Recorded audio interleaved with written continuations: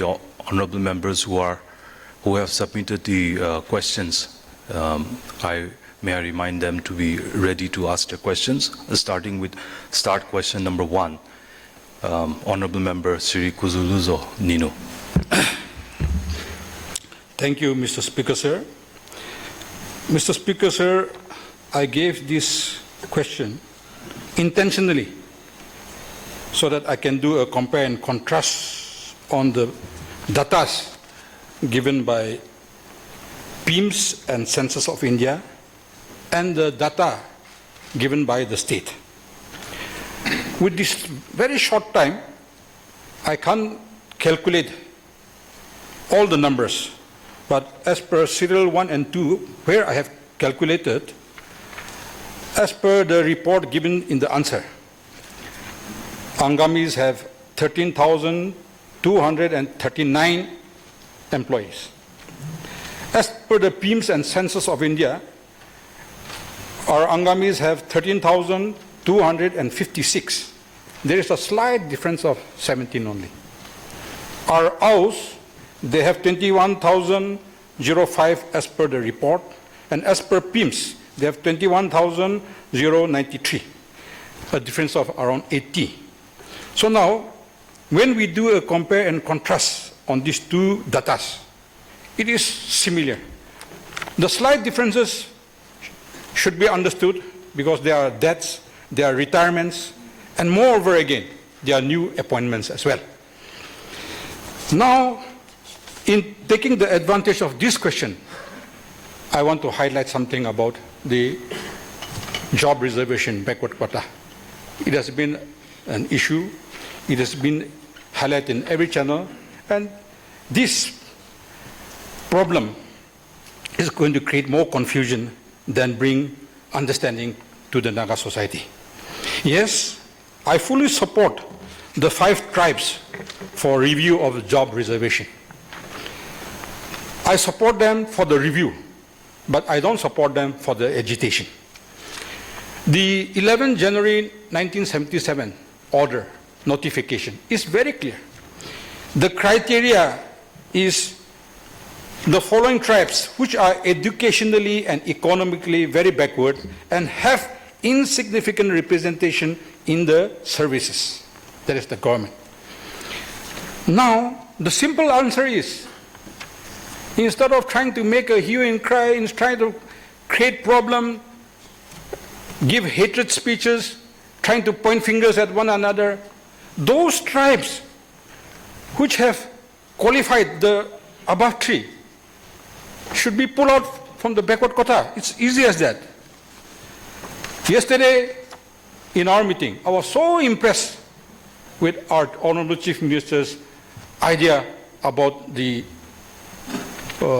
backward reservation. I had also the very similar idea.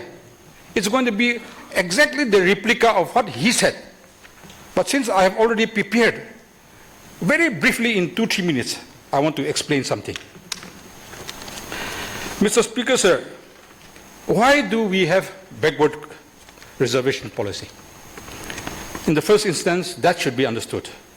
The basic idea is to maintain or promote social justice and equality. It seeks to redress inequalities and disadvantages suffered by certain group of people in a society due to historical and social conditions. It is a systematic attempt to destroy the circle of poverty and oppression suffered by the disadvantages or weaker sections of the society. It is also to ensure equal representation in the governing and administration of the state by providing equal opportunities to all, especially the weakest sections. Mr. Speaker, sir, how much we speak on this issue also, it will be incomplete if we don't give some small suggestion. I have 4 suggestions in my hand. Government, please give it to, it's written there.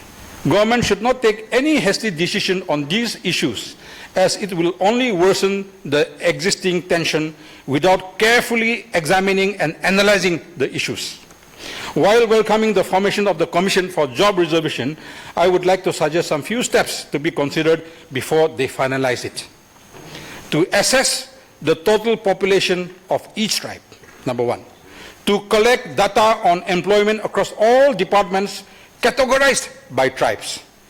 And also to determine when this is very important, Mr. Speaker, sir.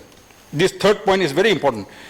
To determine whether the number of employees in each tribe is proportionate to their population size. Lastly, to announce a solution that will be based on the latest population and employment records of the state.